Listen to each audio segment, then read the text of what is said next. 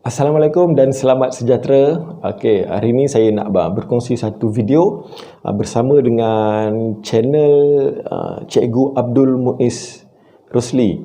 Yang mana sebenarnya saya nak ucapkan terima kasih kepada Cikgu Abdul Muiz kerana telah banyak berkongsi pengalaman, banyak berkongsi tentang cerita-cerita yang menarik mengenai bidang pendidikan yang telah menjadi sedikit inspirasi dan memberikan idea jugalah kepada saya kan. Okey, so hari ini saya nak bercerita tentang pengalaman saya ketika berada di sekolah pedalaman, ketika first posting saya, yang mana baru-baru ni 1 September 2020 ni batch baru masuk IPG kan.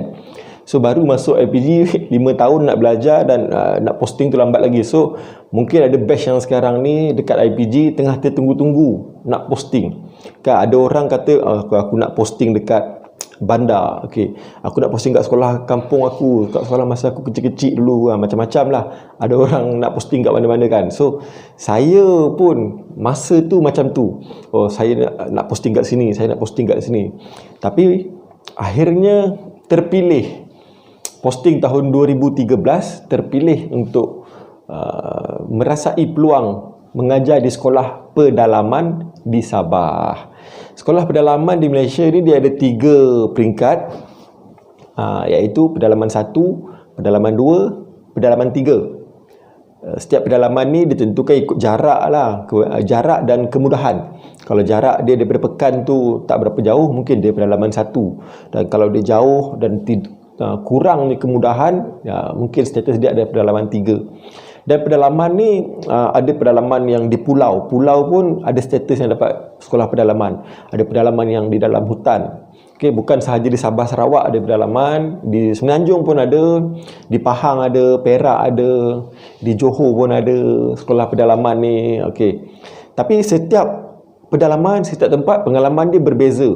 Mungkin ada orang yang kena naik bot, pengalaman dia lain. Ada orang yang kena naik sampan, pengalaman dia lain. Dan pengalaman saya tak samalah dengan orang lain.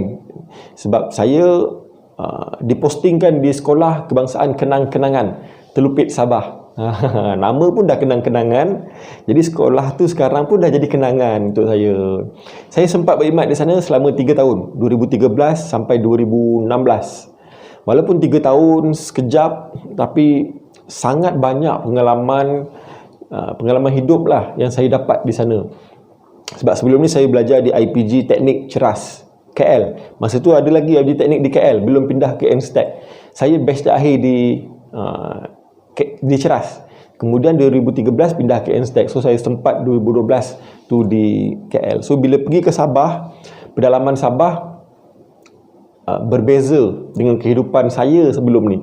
First cabaran dan pengalaman yang saya dapat, yang saya rasa kat mana-mana susah nak dapat lah, adalah bekalan air. Dia tak sama macam kita di bandar, kita buka pipe keluar air, kita pusing pilih keluar shower. Tak ada, tak sama. Bekalan air di sana ada 3 bekalan air utama. Yang pertama air bukit. Ada orang kampung gunakan pump dan tarik pipe pergi ke rumah diorang lah. Tapi kalau air tu dah keruh, dah tak boleh guna. Untuk mandi, untuk minum dah tak boleh guna. So kita akan guna air yang kedua. Air yang kedua adalah air hujan. Di rumah orang kampung, setiap zinc atap-atap rumah, diorang akan buat gata air, laluan air. So bila air hujan lalu masuk ke dalam gata tu akan bawa air masuk ke dalam tangki. Biasanya setiap rumah memang ada tangki. So tangki itulah yang kita gunakan untuk minum, mandi, masak, ambil uduk dan sebagainya lah, nak cuci pinggan apa semua, gunakan air dalam tangki tu. Jadi dia akan menjadi masalah apabila musim panas ataupun musim kemarau yang seminggu lebih tak hujan. Cukuplah seminggu ataupun 2 minggu tak hujan, tangki tu akan kering. So kita akan gunakan air yang ketiga, iaitu air sungai. Air sungai ni sekolah tu dekat dengan sungai Kinabatangan. So air sungai Kinabatangan ni tak boleh minum sebab air dia keruh. Cuma boleh mandi, boleh cuci baju, boleh cuci pinggan. Kalau kita nak minum, kita kena guna air sungai yang di darat. Di atas tu lah ada sungai-sungai ataupun kolam, ada tasik, air tu. Tapi kalau untuk mandi, di sungai Kinabatangan. So itulah cabaran untuk bahagian air ini. Kita orang pernah turun bawa pinggan mangkuk, cuci, mandi, singgah kena tangan dan naik di atas sampai ke rumah kita dah berpeluh balik dah.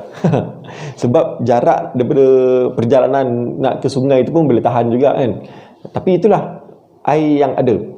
Jadi dekat dalam itulah saya belajar pengalaman macam mana kita nak hidup dengan keadaan air yang terhad di sana. Okey, yang kedua, cabaran yang kedua adalah tidak ada bekalan elektrik yang stabil. Maksudnya tak ada kita tekan switch ada lampu, tekan switch ada kipas, ataupun ada extro, ada apa-apa yang lebih lagi lah kan, ada TV, ada tu. Memang masa 2013 tu memang jauh sekali lah daripada benda-benda tu. Hanya ada elektrik di kawasan sekolah yang menggunakan solar, ada 24 jam. Tetapi solar tu pernah rosak, menyebabkan sekolah pun tak ada elektrik. Saya tak duduk di quarters, saya duduk sewa di rumah orang kampung dengan sewa RM100 sebulan. So rumah tu tak ada elektrik. Kita menggunakan generator, tarik daripada rumah orang kampung, sambung wire, kita share minyak dengan orang kampung setiap minggu. So kita hanya on generator tu untuk waktu malam. Sana pukul 6 lebih pun dah gelap, dah nak maghrib. Kat Sabah pukul 6 lebih dah nak maghrib kan.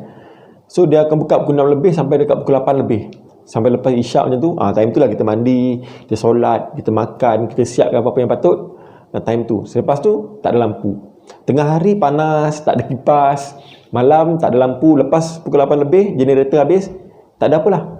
Kita tengok kawan, kawan tengok kita. Macam tu je, sembang-sembang macam tu. Nak tengok TV ke apa semua, tidak ada. Kalau tanya peti ais, peti sejuk memang tak ada lah. So, makanan adalah makanan kering. Kita bawa telur, ubi kentang, sardin, benda-benda macam tu lah. Makanan basah memang tak adalah nak bawa. Mana ada peti ais kat dalam tu kan. Itu masa zaman 2013 hingga 2016 lah. Sekarang ni 2020, bekas-bekas murid saya pun dah kontak, ditanya kat sana dah ada line telefon, dekat sana dah ada elektrik yang dibuat oleh satu syarikat, tapi bulan-bulan penduduk kampung kena bayar lah ikut bil.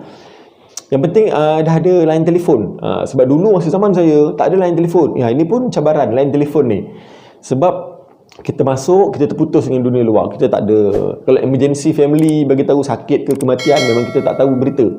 Emergency line telefon tak ada, apa-apa segala info daripada luar pun kita tak tahu. Sampailah kita nak keluar, lebih kurang 20 minit drive naik kereta, barulah kita jumpa tempat yang ada line. Tapi bila dah masuk dalam kampung tu tak ada. Pada 2016 tu tak ada lagi. Tapi sekarang dah ada. Sebab murid-murid saya kat sana pun dah main PUBG sekarang.